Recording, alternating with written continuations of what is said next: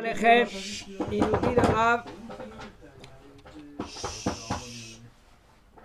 nous dit le Rav, Ashlishi, parce qu'il nous a dit il y en a 6 au niveau de la Hanava dans Ochot Sadikim. Il y a 6 que 6 choses qu'un homme on repère que lui il est Hanav, qu'il est humble. Maintenant on est dans la troisième chose. Il dit le Rav, on était dans le quand on est Meshabeach Oto, Meshabeach Oto ça veut dire qu'on le louange, on lui dit des choses que c'est pas lui-même, qu'il n'y a rien en lui dans cela-là qu'on lui dit. Voilà, Baruch Hashem, tu as fini le chasse. Tout de suite, il faut dire non, j'ai pas fini le chasse, c'est un sheker. Il dit le Rav, Ve'al yishtadel akrish oto ha'ish siper alav, ve'al yisneu ad shegila adavar. Maintenant, il y a encore un autre. Si vraiment, Hashem Yishmor, c'est très, très, très délicat cela. Si maintenant quelqu'un, lui, il a dévoilé quelque chose que tu es nul, par exemple, sur un point, que tu as fait peut-être une bêtise. Que cette bêtise-là, vraiment, si tu veux te nettoyer, si tu veux te cleaner, il y a des Kleenex, si tu veux te cleaner, être clean dans la chose. Des fois, c'est Akadosh Baruch Hu, même que lui, il aura assez mishmor. Personne ne veut être à sa place. Quand quelqu'un dit à son prochain, arrête de jouer le tzaddik, arrête, tu as fait déjà les 600 coups avant. On était dans la même chambre, on a grandi ensemble, aïe, aïe, aïe, qu'est-ce que tu as vu, qu'est-ce que tu as dit, qu'est-ce que tu as entendu, qu'est-ce que tu n'as pas entendu. Arrête. Chut, mieux te têter. Tu sais qu'est-ce que ça veut dire ça maintenant quand il te dit ça? Lui, Hachem Ishmor, Hachem Elachem. Personne ne veut être à sa place.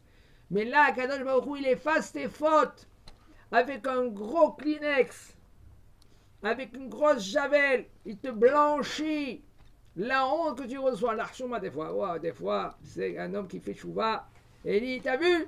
Je commence à faire chouva. Je fais chouva. Regarde, qu'est-ce qu'on m'a fait? Qu'est-ce qu'on me dit? Tais-toi, Scott. Tu comprends pas? Quand je me te nettoie, c'est difficile à se taire. Je vous dis franchement, on témoigne nous tous. Il y en a un qui crie sur toi, et toi tu dois te taire. Kriyat Yam Souf. Il faut rester calme. C'est un travail de rester calme. Une fois, il y en a un, le Rav Aaron Zakai, celui qui a écrit tous les livres de Beit Yehudi. Il a une yeshiva Yom Tov, ça s'appelle yeshiva Yom Tov. Et des fois, il travaille aussi avec des balais tchouva. Il y avait un que lui, c'est un number one dans la colère. Number one. Personne ne peut le regarder.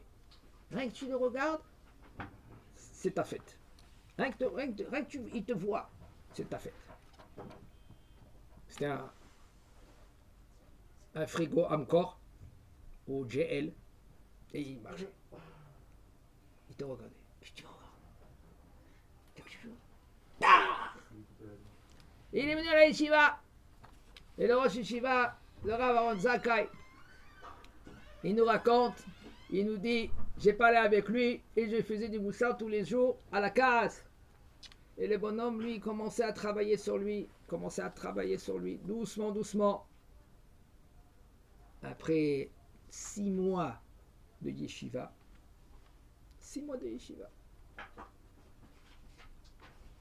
il venait s'asseoir dans le Beit HaMidrash. Et bien le Rav, lui, qui faisait le shiur. Tout d'un coup, il est venu en retard, le Bachour là, il est venu en retard. Et il y a un qui s'est assis à sa place. Alors, bon, il ouvre la porte, il veut pour rentrer, tout d'un coup, il voit que le bonhomme il s'assoit à sa place. Le Rav, il a dit, il le calme. Et le Rav, il est dans ses yeux, dans sa pensée, il dit, et on lui donne un coup de pied à celui-là qui s'assoit. Mais lève-toi, c'est sa place de thé. Allez, arrêtez, arrête, qu'il s'assoit et écoutez, il commence à lui parler. L'autre, là, commence à devenir rouge. Voilà, comme ça, le frigo, il est là. Rouge, bleu, blanc, drapeau français, drapeau israélien. Et le Rav, il dit, Shemirahem Kaddish, on va dire sur le bonhomme là. Et il marche, il rentre, il va vers sa place. Il arrive, et le Rav, lui, il commence à presque trembler avec le livre. Et il passe, il s'assoit à côté, il ouvre son livre, tourne la page, et dit Mechila Kodara, Vodo Yamshir. Le Rav, il ne pouvait pas sortir un mot. Et il s'est pris en main. C'est Rav Aaron Zakai, c'est Kli Rishon, il m'a raconté. Il me dit, il continue le shiur. Et après le shiur, il vient vers lui et dit, dis-moi, bénis-moi, t'es vrai Choti Tzadik. Qu'est-ce que tu as fait? Quel changement que tu as fait? Il dit, Arabe, écoute, j'ai pris 6 mois, mais j'ai travaillé, j'ai dit la colère. Ça m'a déraciné la neshama.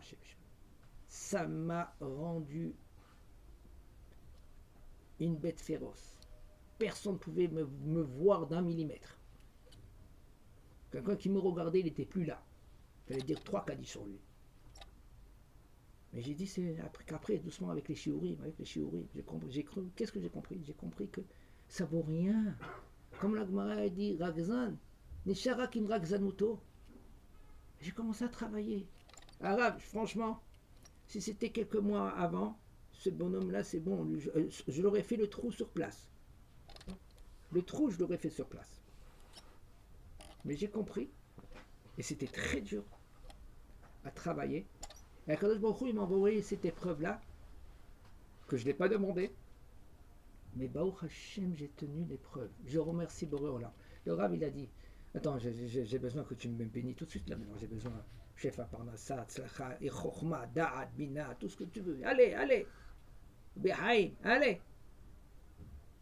C'est Behaim.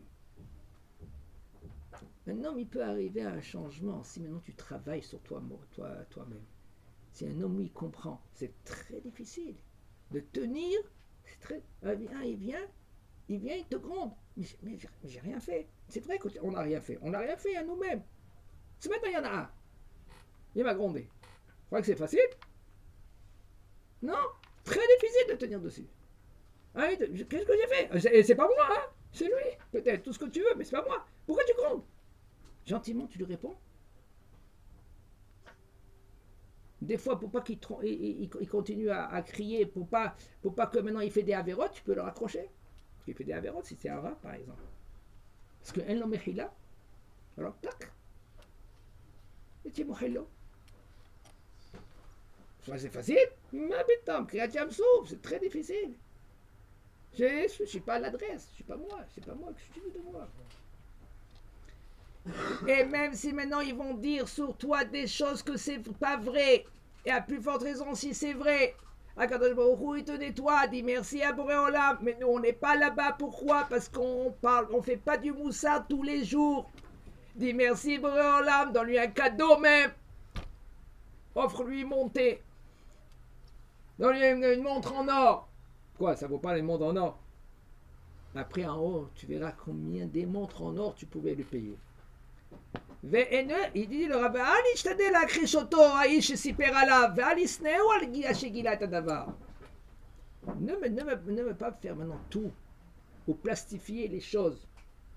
Ma pitom, c'est pas ça, ma pitom, c'était pas comme ça, ma pitom, c'est pas la vérité. Des fois, c'est très difficile cela, c'est très difficile de tenir. Un homme, il devient rose. Parce qu'on a dit quelque chose sur lui. Achikana labore baruchu asher gila me'at me'arbe leyasero leochicho kede she'ashur elav. Akadosh Baruch Hu, qu'est-ce qu'il a fait? Il t'a envoyé. Pourquoi il t'a envoyé? Pour te faire montrer, pour te discovery. Discovery, ça veut dire découvrir, de te faire montrer comment tu es loin encore, l'Aziz. Je veux que tu reviens, mon fils, viens. Boela et Benashuva. Et que lui, il a fait montrer, comme il y a des gens qu'ils devaient faire tchouva et on ne fait pas tchouva. Pourquoi on ne fait pas tchouva? Parce qu'on croit qu'on ne nous voit pas. Maintenant, il faut qu'il fait son cheshbon nefesh. Kama dvarim, on le fait. Chut, on m'a pas vu. Chut, on m'a pas vu. On m'a pas vu. Oui, mais Kadosh Baruch Hu, il nous voit. On oublie ça. Ain ro'a. Hein? Vedvarecha shefer nichtavim. Même Bezat Hashem après ça, maintenant, les murs, ils vont parler, ils vont témoigner. Ils vont dire, qu'est-ce qu'il a dit? Il a dit ça, il a dit ça, il a dit ça, il a dit ça. Et tu dis merci, et même tu vas lui donner un cadeau. Ve'im ama shesiper alav ou sheker. Et si maintenant, s'il va raconter quelque chose que c'est du sheker, arrête, yesh une mitzvah aussi. Ve'etem nekiim, me'elokim me'adam. Il faut être naki. Des fois, tu te comportes d'une façon et les gens ils croient que c'est autre chose. Peut-être que tu as pris de l'argent. Il y en a un donateur. Hein, il va voir un donateur. Maintenant, il a donné, par exemple, 200 shekels. 500 shekels. Merci pour le kollel, pour la yeshiva.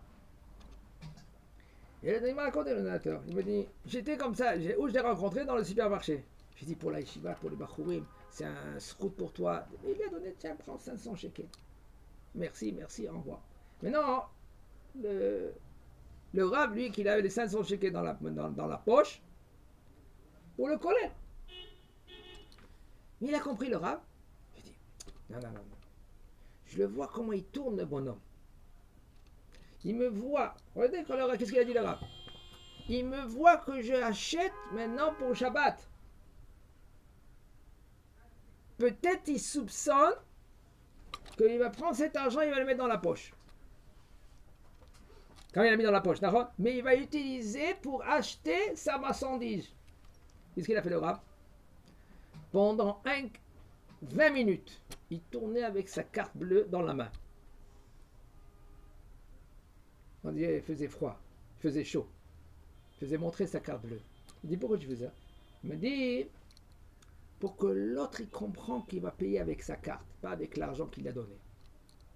Mais tu crois qu'il te soupçonne? Oui. J'ai senti. J'ai voyé comment il regardait. J'ai compris. J'ai dit, oh, il donne, mais il croit que le Rav, il va... Oui. Moshe Rabbeinu, il est rentré dans le Kodesh HaKodashim le jour qu'ils ont fait le Mishkan. Et il a dit, écoute, avec ma blouse que j'ai, je ne veux pas des plis. Ni devant et ni derrière. Des plis, okay? Des ourlets. Pourquoi? Parce que, pour pas que Am Israël, ils vont comprendre, Hashem Erahem, jusqu'où Moshe Rabbeinu, que quand je rentre dans le Beth Amikdash, il y a des mechatzit à shekel, je vais prendre quelques pièces, je vais mettre dans mon ourlet. Elle dit la Gemara qu'il y en a Am Israël, qu'est-ce qu'ils ont dit? Ah, tu vois maintenant le coup qu'il a Moshe Rabbeinu, plein de graisse, hein? C'est de notre argent qui mange. C'est notre argent que lui qui mange.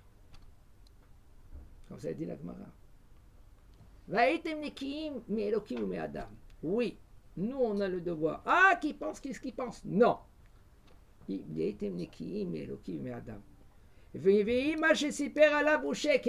Quelqu'un maintenant, lui, il va te raconter quelque chose que c'est sheker. Mais quand même, tu n'as pas le droit de le gronder. C'est pas bien de le gronder. Tu ne vas pas maintenant t'énerver contre lui. Si c'est pour Alavra, donc je